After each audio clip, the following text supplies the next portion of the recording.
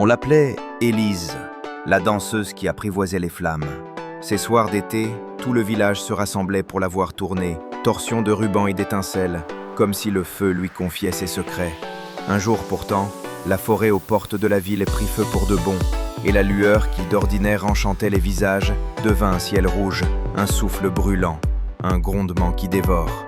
Malik, pompier depuis 10 ans, pénétra dans le brasier avec son équipe, le regard tranchant et la voix posée, mais le vent changea brutalement, et la ligne de feu se mit à courir comme une bête. Au cœur de la fumée, ses yeux croisèrent ceux d'Élise, venue offrir ce qu'elle savait du langage de la flamme. Comment elle respire, comment elle tourne, comment elle s'apaise. Ils travaillèrent côte à côte, elle traçant du doigt sur une carte un couloir invisible, lui assurant le périmètre avec des contre-feux et des lignes d'eau, le capitaine Moreau coordonnant les lances et les batte-à-feu. Élise ne dansait plus, elle écoutait le sifflement dans les pins, la plainte des braises, la cadence du vent, et Malik traduisait son intuition en gestes précis, en ordre clair, en sueur et en courage.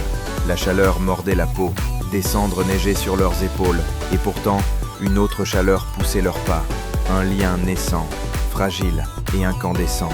Quand la nuit enveloppa la colline, ils s'offrirent un instant, masque relevé, souffle court, pour regarder le front de flamme ralentir, piégés par leur stratégie. « Tu danses avec lui » dit Malik. « Tu le mènes » répondit Élise, un sourire aux lèvres noircies. À l'aube, le feu recula enfin sous la morsure froide des lances et l'arrivée d'une pluie fine, comme une main posée pour calmer un cœur trop vite. Le village, fauché mais debout, sortit des maisons pour accueillir ceux qui revenaient. Élise tendit sa main à Malik, noire de cendre et tremblante, et dans ce contact, il y eut plus que de la gratitude, la certitude d'une histoire qui commence là où d'autres finissent. Les jours suivants, ils replantèrent des jeunes pousses, clouèrent des panneaux d'évacuation, apprirent aux enfants à reconnaître le souffle du danger.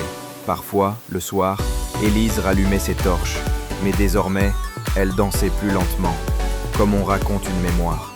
L'amour naît au cœur du feu, non pas malgré le brasier, mais avec lui, transformé en veille, en soin, en promesse.